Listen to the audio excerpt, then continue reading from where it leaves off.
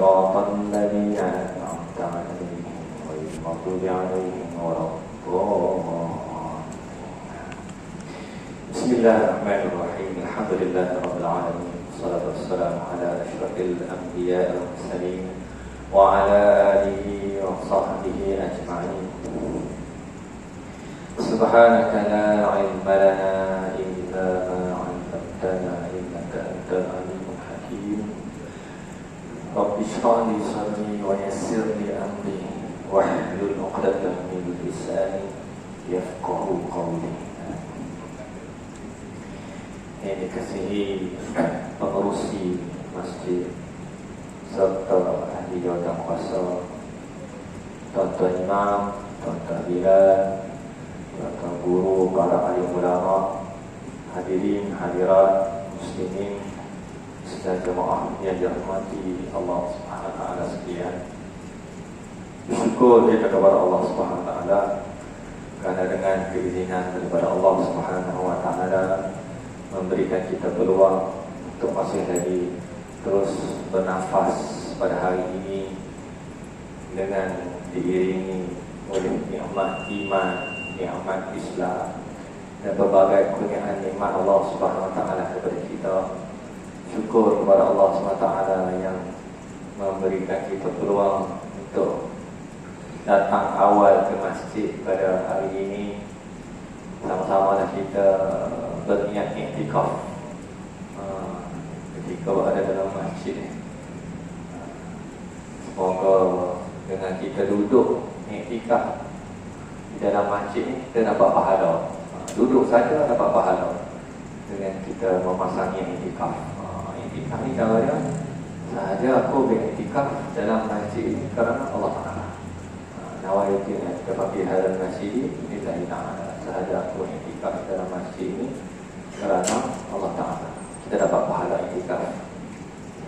Kita dulu sama-sama semayang sunat, tahiyat masjid, lepas tu boleh sambil zikir, membaca Quran, ataupun sama-sama memasang telinga untuk mendengar sedikit sebanyak perkongsian tazkirah pada tengah hari ini, insyaAllah. Allahumma salli ala sayyidina Muhammad wa ala ali Muhammad sallallahu alaihi wasallam, kepada junjungan besar Nabi Muhammad sallallahu alaihi wasallam. Allahumma salli ala sayyidina Muhammad wa ala ali Muhammad. Hadirin sahabat yang dirahmati dan jemaah yang dirahmati Allah Subhanahu wa sekalian. Allah SWT berfirman, a'udzubillahi minasyaitonir rajim. Al-masjidul ussisa 'ala taqwa min awwal yawmin ahaqqu an taquma fihi. Fihi rijalun yuhibbuna an yatatahharu. Wallahu yuhibbul mutahhirin. Karena sesungguhnya masjid Quba yang engkau bina, wahai Muhammad, yang telah didirikan di atas dasar takwa dari mula wujudnya, sudah sepatutnya engkau salat padanya. Di dalam masjid itu ada orang lelaki yang suka, yakni mengambil berat, membersihkan, mensucikan dirinya, dan Allah mengasihi orang yang membersihkan diri mereka zahir dan batin. Surah At-Taubah ayat 108. Allah Ta'ala berfirman lagi, afaman assasa bunyanahu ala taqwa minallahi wa ridwanin khairun amman assasa bunyanahu ala syafa jurufin harin fanhara bihi fi nari jahannam wallahu la yahdil qawmal zalimin. Maka adakah orang yang membangunkan masjid yang didirikan di atas dasar takwa kepada Allah dan untuk mencari keredaan Allah itu lebih baik, ataukah orang yang membangunkan masjid yang didirikan di tepi jurang yang hampir runtuh, lalu runtuhlah ia dengan yang dibangunkannya di dalam api neraka? Dan ingatlah, Allah tidak memberi hidayah petunjuk kepada orang-orang yang zalim. Jadi beberapa ayat, dua ayat yang saya bacakan tadi adalah sekitar peranan masjid. Antaranya masjid yang pertama dibina oleh Rasulullah SAW ialah Masjid Quba, dan selepas daripada itu Masjid Nabawi di Madinatul Munawwarah. Kita semua tahu lah, masjid-masjid ini merupakan masjid yang penting, merupakan suatu institusi yang terkenal di seluruh dunia. Masjid Nabawi, orang yang pergi ke buat umrah sudah tentunya akan juga pergi ke Madinah untuk melakukan ziarah, melihat masjid pertama yang didirikan oleh Rasulullah SAW sejurus apabila sampai ke kota Madinatul Munawwarah, menunjukkan bahawa masjid ni tempat penting. Di mana-mana sahaja, di kampung, di bandar, unsur yang terpenting bagi umat Islam adalah masjid. Jadi kita sebagai umat Nabi Muhammad SAW perlulah menjadikan masjid ini sebagai salah satu daripada agenda penting dalam kehidupan kita.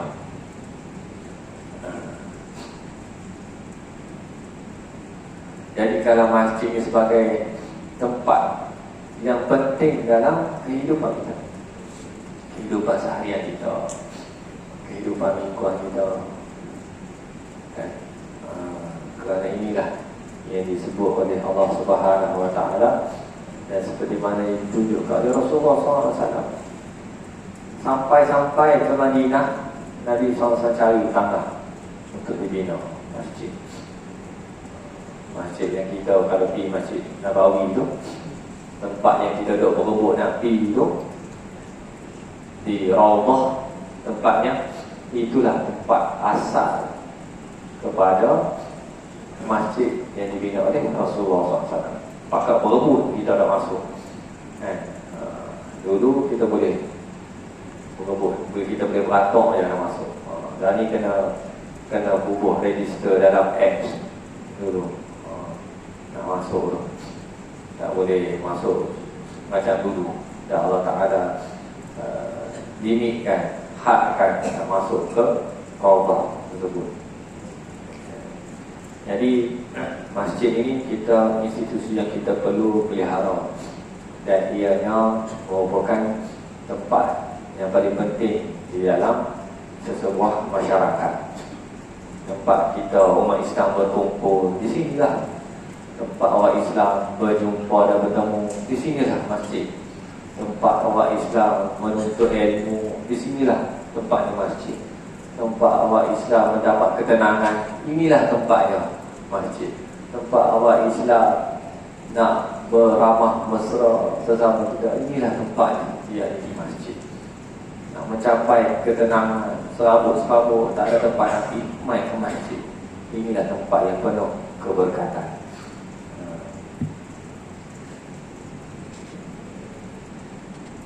Ayat yang kita bacakan tadi menjelaskan bahawa Allah SWT memerintahkan umat Islam membina masjid di atas dasar taqwa. Afaman assasa bunyanahu ala taqwa minallahi wa ridwan. Membangunkan masjid di atas dasar taqwa kepada Allah SWT dan mencari keredaan Allah Subhanahu Wa Taala. Kita berada di dalam masjid, orang yang mula-mula nak membina masjid, niatnya membina masjid di atas dasar takwa. Lalu takwa itu disuburkan apabila masjid itu sudah dibina, sudah dibentuk, sudah ada institusi tersebut. Maka di sinilah tempat untuk menyuburkan takwa, perasaan takut kepada Allah Subhanahu Wa Taala. Wa ridwanin, tempat untuk mencari keredaan Allah Subhanahu Wa Taala. Rasulullah sallallahu alaihi wasallam menyuruh kita membina masjid-masjid di dalam daerah, dan agar masjid-masjid itu dipelihara kebersihan dan keharuman. Hadis riwayat Abu Daud dan At-Tirmidzi. Rasulullah SAW bersabda, sesiapa yang membina sebuah masjid kerana Allah, walau sebesar kandang unggas, maka Allah akan membina baginya rumah di syurga. Ini janji Rasulullah SAW. Kita pun di sini pun banyak tempat-tempat yang masih lagi tak ada masjid. Ada lagi qaryah yang masih lagi tak ada masjid. Qaryah yang masih lagi solat Jumaat di surau sementara. Di tempat kita pun ada 2 qaryah kan, tengah ada masjid. Dan kalau ada duit lebih, kita bagilah. Mudah-mudahan duit tersebut dapat dimanfaatkan untuk pembinaan masjid.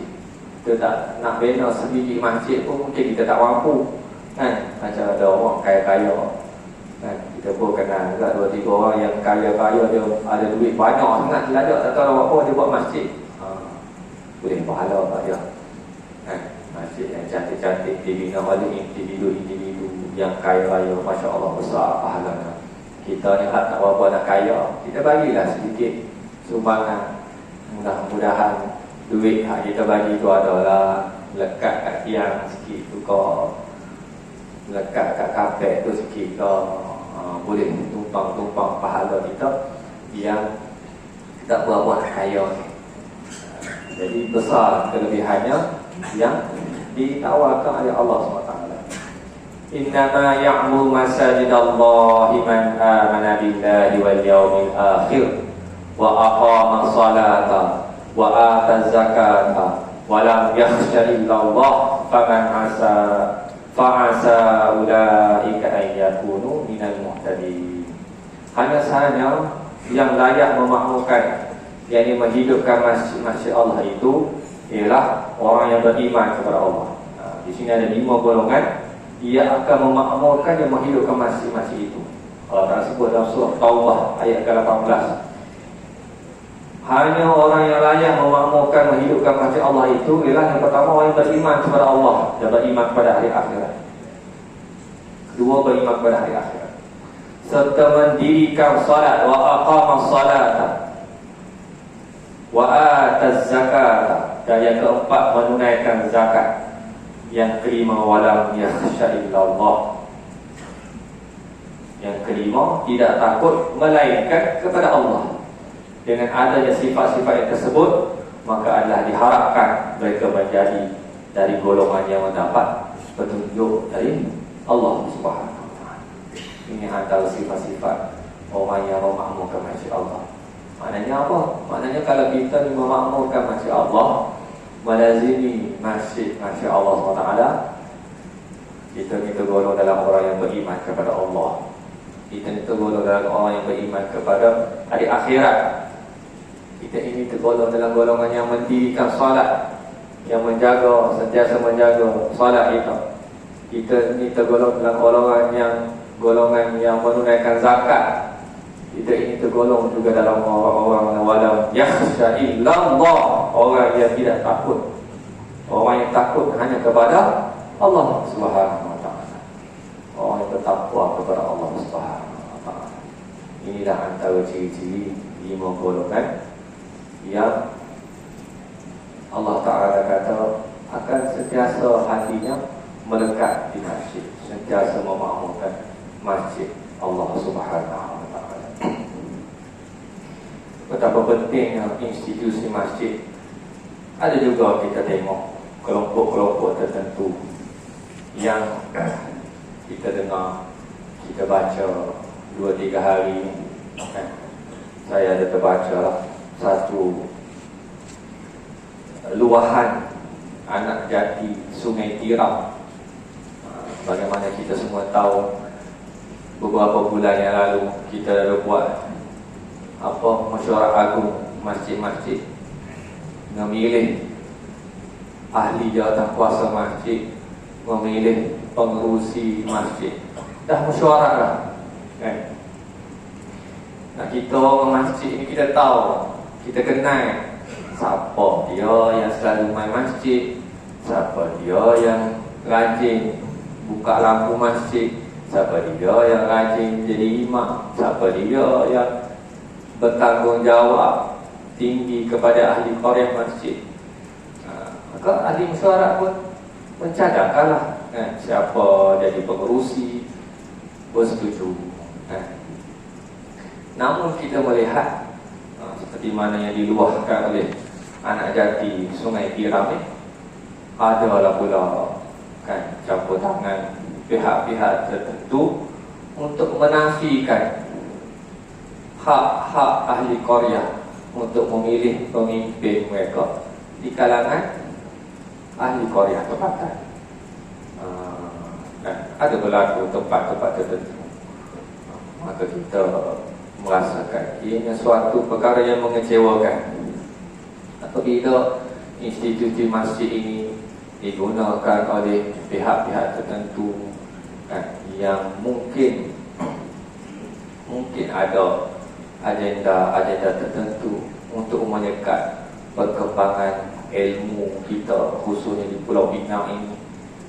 Masyarakat nakkan ilmu, perkembangan ilmu, masjid-masjid tersebut berkembang dengan aktiviti-aktiviti tiap malam aktiviti. Ahli Korea pun sampai nak muntah tengok hari ada aktiviti.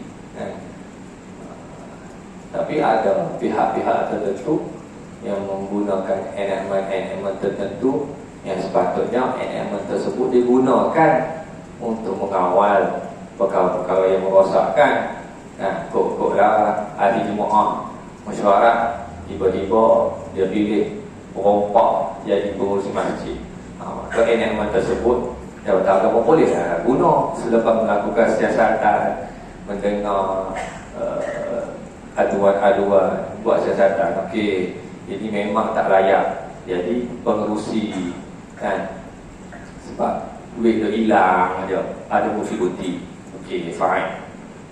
Tapi kalau dia pemimpin tersebut, pengerusi tersebut buat kerja elok, performance pun bagus, dan dipilih pula dan disetujui pula oleh ahli-ahli Korea, maka mungkin apabila perkara tersebut tidak berlaku pelantikan tersebut kepada individu-individu tertentu, mungkin ada sebab-sebab agenda tertentu yang menyebabkan perkara tersebut dilakukan, yang mana perkara tersebut adalah sangat tidak wajar, khususnya dalam keadaan masyarakat sekarang ini nakkan kepada Islam, dahagakan kepada Islam, tetapi sekatan-sekatan dibuat supaya Islam itu tidak berkembang, Islam itu terhenti, Islam itu dihalang daripada berkembang dengan pesat. Seluruh dunia lah ni Islam sedang berkembang.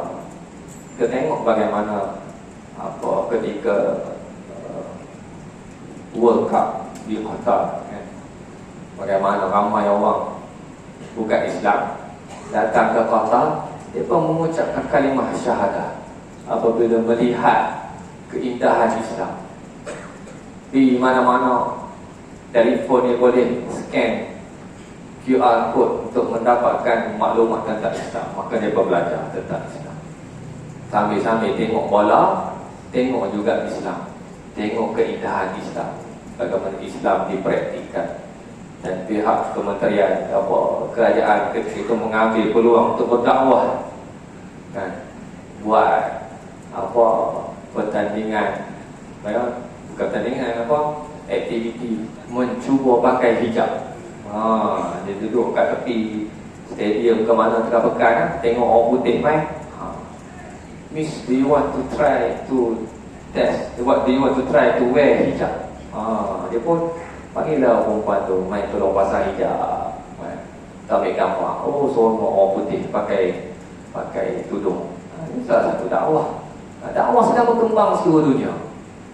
Kalau ada orang tertentu yang menggunakan kuasa untuk menghalang dakwah itu berkembang, maka dia sangat ketinggalan, sangat kebelakang, kerana dakwah ini sedang berkembang, sedang berarus deras. Jadi ada 2 minit lagi sebelum masuk ke waktu Zuhur. Saya ada sedikit pengumuman. Saya memberikan laluan kepada Timbalan Pengerusi untuk membuat pengumuman. Mohon maaf ada kata tutur bicara salah dan silap. Aqulu qawli hadza wa astaghfirullahal azim wa li wa lakum. Wabillahi taufiq wal hidayah. Wassalamualaikum warahmatullahi wabarakatuh.